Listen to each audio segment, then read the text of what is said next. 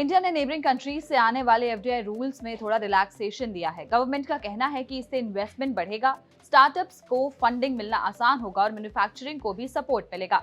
अब जानते हैं कि आखिर बदला क्या है। पहले रूल ये था कि जो भी देश इंडिया के साथ लैंड बॉर्डर शेयर करते हैं, जैसे चाइना, पाकिस्तान, नेपाल, बांग्लादेश, उनसे आने वाला हर इन्वेस्टमेंट चाहे छोटा ही क्यों ना हो, गवर्नमेंट अप्रूवल के बिना पॉसिबल नहीं था।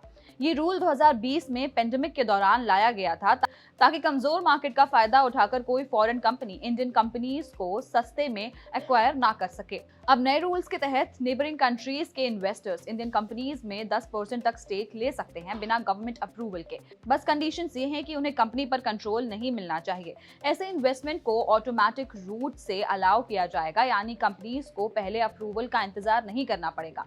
गवर्नमेंट ने यह भी साफ किया है कि कंपनी का कंट्रोल और मेजॉरिटी ओनरशिप इंडियन सिटीजन्स या इंडियन ओन्ड कंपनीज के पास ही रहेगा।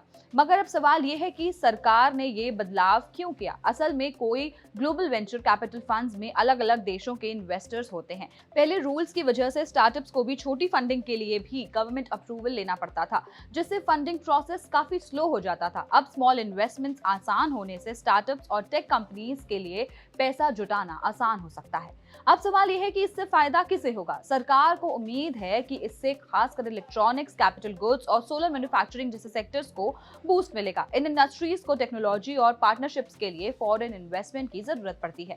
कुल मिलाकर गवर्नमेंट का टारगेट साफ है, इंडिया में इन्वेस्टमेंट बढ़ाना, स्टार्टअप्स को फंडिंग दिलाना और मैन्युफैक्चरिंग को ग्लोबल सप्लाई चेन से जोड़ना। लेकिन साथ ही ये भी सुनिश्चित करना कि इंडियन कंपनीज पर कंट्रोल भारत के पास ही रहे।